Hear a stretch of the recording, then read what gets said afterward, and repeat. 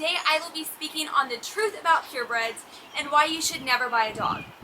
First of all, if you are going to buy a dog, most likely you are either going to go to a pet shop or breeder. Sadly, nearly 100% of the puppies sold in pet stores and directly to the consumer, both online and through newspaper ads, come from puppy mills. So, what exactly does this mean? Well, a puppy mill is a mass production factory where dogs are bred for sale, typically on an intensive basis and in conditions regarded as inhumane. In an effort to maximize profits, female dogs are bred repeatedly with little to no recovery time between litters. They are usually kept in small wire hutches inside sheds without temperature control or outside with little to no protection from the elements. They are exposed to extreme temperatures in addition to perilous levels of ammonia, which originates from urine buildup. With no room to move, the dogs are soaked by the urine, which burns their skin and paws and creates serious respiratory problems. There is shockingly little puppy mill legislation. According to the AWA, which is the Federal Animal Welfare Act of 1966, it is completely legal to keep a dog in a cage only 6 inches longer than the dog in each direction, with a wire floor stacked on top of another cage for the dog's entire life. These cruel conditions are legal, and to make matters worse, 21 states have no laws regulating animal breeding. The Animal Rescue Corps estimates there to be around 15,000 puppy mills in the United States alone.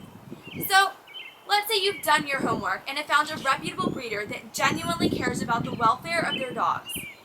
Unfortunately, you are still prone to run into a host of problems.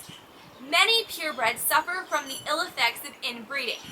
According to PetMD, the main problem with purebreds stems from the simple fact that to create a purebred puppy, you must have 2 dogs from the exact same gene pool.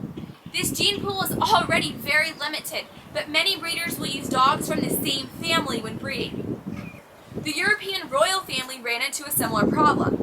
Because of status, they only wanted to marry other royals, which meant there weren't many people to choose from and their gene pool was limited. Soon the royals became one big family and inbreeding was their only option. You see, when there isn't much genetic variation, there aren't as many alleles in the gene pool. So if there is a harmful allele, it will become more prevalent. Unfortunately for them, hemophilia, which is a bleeding disorder that slows the blood clotting process, was a recessive allele in their gene pool, and because of their inbreeding, it became widespread. Hemophilia is a disorder that is coded for on the X chromosome, which basically just means it is an X-linked, also known as a sex-linked trait. And because of this, many of the royal men suffered from the disease. So, going back to breeding dogs, in order to get a purebred puppy, you must have 2 adults from the same gene pool. Because of breed specifications, this pool will be tremendously limited, therefore skyrocketing your risk of genetic defects.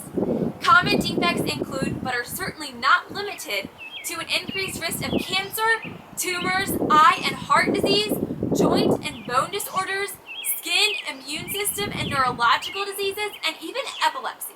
So if all of that's not enough to convince you to not go buy a dog, how about the fact that 7.6 million dogs and cats enter U.S. shelters every year? And of those, approximately 2.7 million are euthanized because no one wants them and the shelters simply don't have room. It's impossible to determine exactly how many stray dogs and cats there are in the United States, but estimates for cats alone range around 70 million. There are so many animals out there that just want to be loved and have a safe place to stay. If you're looking for a furry addition to your family, that is wonderful. Please adopt. Open your heart and home to an animal in need. And that's the way it is. Thank you.